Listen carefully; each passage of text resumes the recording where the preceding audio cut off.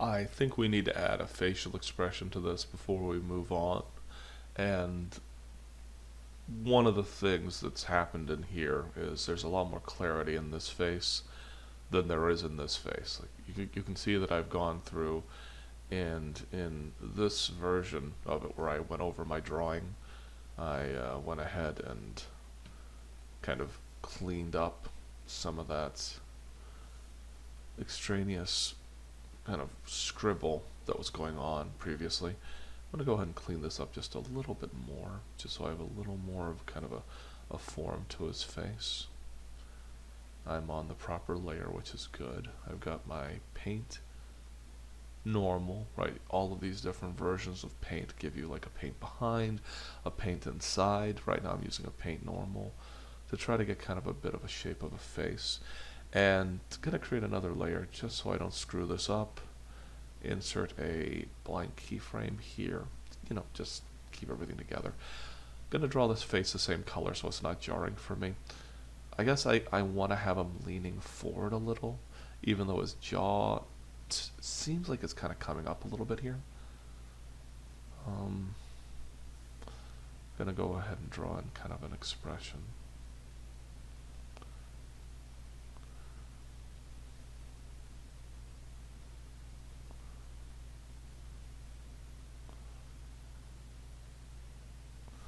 Again, it's a fairly simple expression.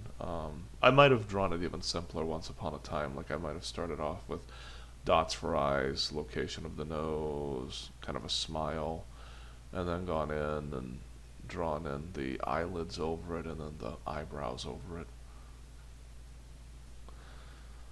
to try and get some sort of a feeling to it. Great thing about being able to lock stuff down and grab it means we can swap things in and out very easily, make this very modular. Lock you all down so you don't do that to me.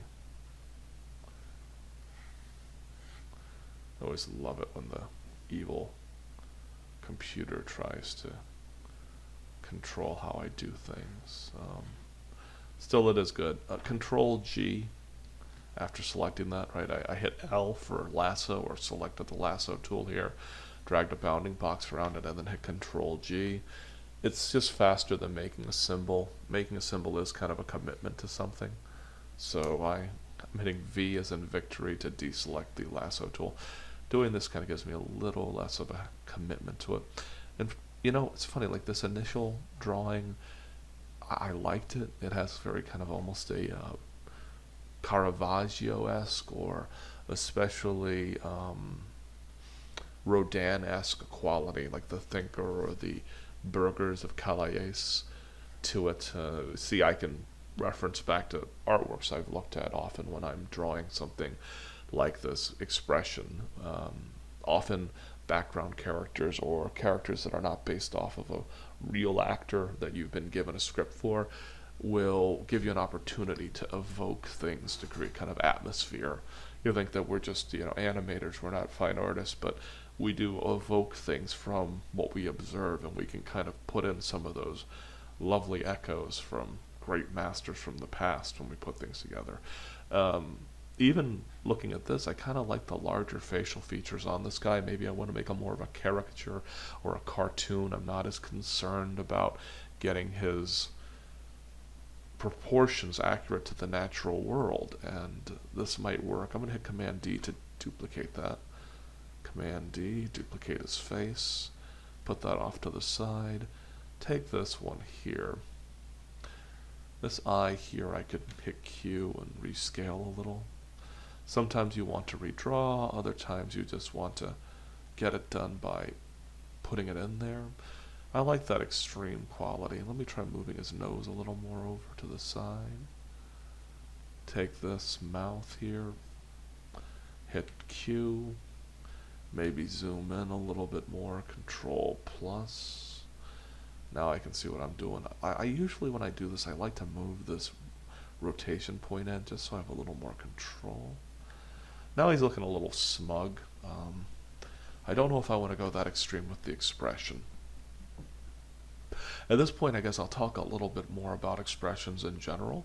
So let me control minus zoom out. Just because he has this one expression, it doesn't mean that we have to stick to it. And Walt Stanchfeld, in his book Bifocal Press, posthumously put together from his best of notes, really suggests that you build expressions in the most simple way possible. So let me start again with the head. You think, oh, we're going to do the expression, and Brandon's like, oh, back to the head. Well, often we have to backtrack when we're coming up with things in order to make sure we have the best setup possible. So let me just draw a few ovals. Circles and ovals, ovals and circles. Just figuring out what we're building.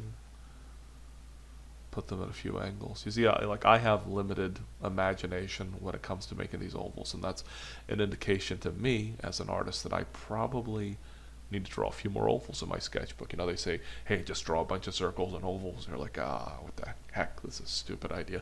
But in reality, no, it kind of takes you back to the possibilities that you might not be looking at. So with these ovals, the next thing I'm going to do is to draw in simple necks. And no matter what your drawing skills are, you're all capable, surely, of doing something as easy as this. And suddenly you got some indication as to where all of this is spatially. Something as simple as that. This last couple of these I'm going to mess around with and place them a little less where we might expect it initially. Right? And all of you you're probably starting to see why this is valuable now. Alright, so you look at this and you're like, okay, there's a little personality happening, there's a little something going on. Well, let's just kind of take these and put on just some noses and ears. Right?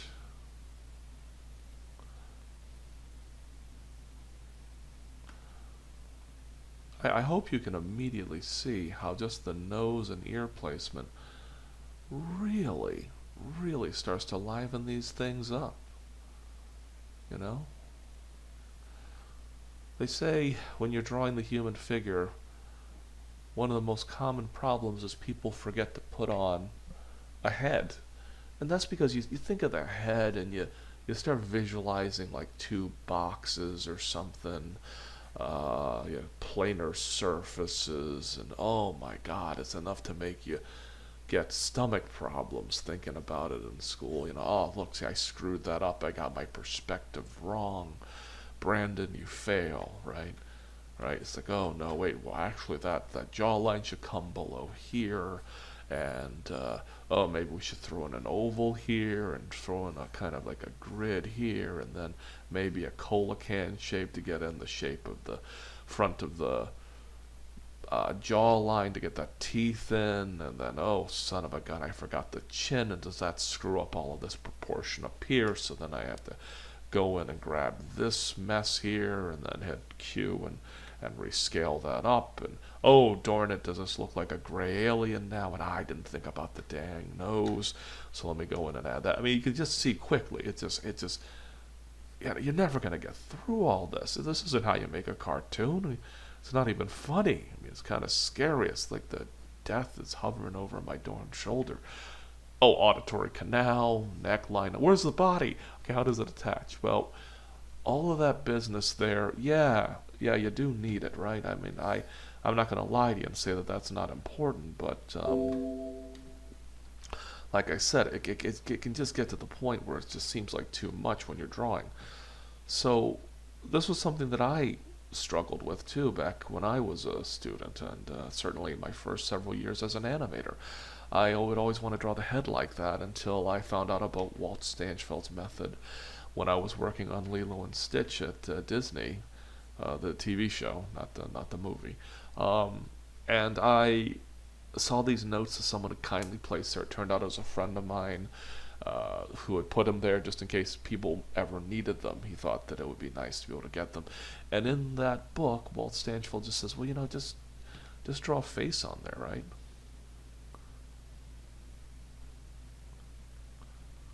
Just like a couple of simple lines. And you see this in comic books all the time, right? Yeah. You thought I was gonna make this guy upset, didn't you? Nah. I'm gonna make him kind of like smug. This guy, yeah, you probably think you want to make him kind of look kind of perplexed, maybe. But let's not take the first hand. Let's try something unusual. Let's have him be kind of like shocked.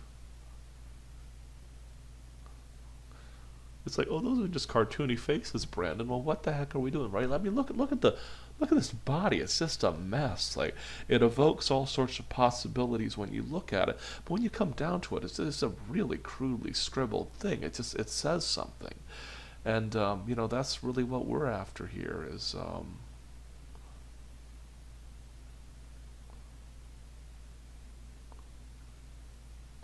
I'm doing a lot of extreme asymmetrical faces just because that tends to be what is most popular when doing these sorts of expressions. You kind of want to make a extreme sort of asymmetrical face like they favor in claymation, especially the Leica likes to do that with their characters. Parrot Norman and Box Trolls had a ton of extreme, like if you drop the nose down the middle of the face, they'd want to kind of do like this.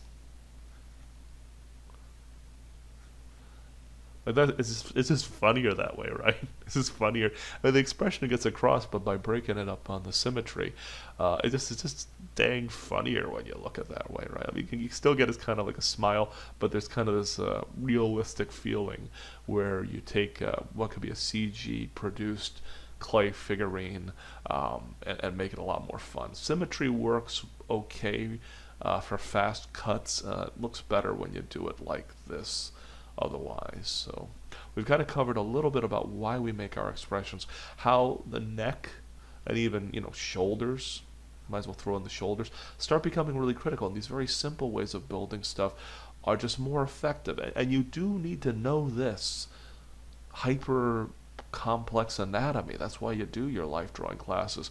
But when it comes down to coming up with the idea, you want to be a little more spontaneous.